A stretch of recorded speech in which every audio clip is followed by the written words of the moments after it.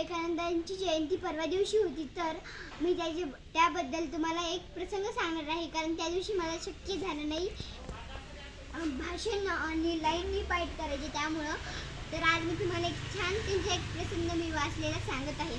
एकदा स्वामी विवेकानंदांना अमेरिकेला फिरायला गेले होते, तेव्हा नदीच्या काठी त्यांना काही मुलं अंड्याची टरफले बंदुकीने उडवताना दिसली.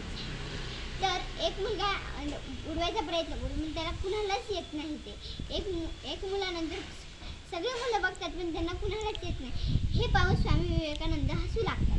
मग तिथे सगळे मुलं येतात आणि स्वामी विवेकानंदांना म्हणतात, तुम्हाला येते तर तुम्ही आमच्यावर हसताय, तुम्हाला येते तर तुम्ही जाऊन करा. स्वामी विवेकानंद न बोलता हातात बंदूक घेतात आणि जातात.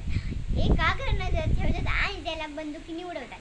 तर ह्या गोष्टीतून आपल्याला ह्या प्रसंगातून आपल्याला अशी शिकवण भेटते की आपण एकाग्रतेने जर कोणतीही गोष्ट केली तर आपल्याला त्याचा लाभ होतो. धन्यवाद.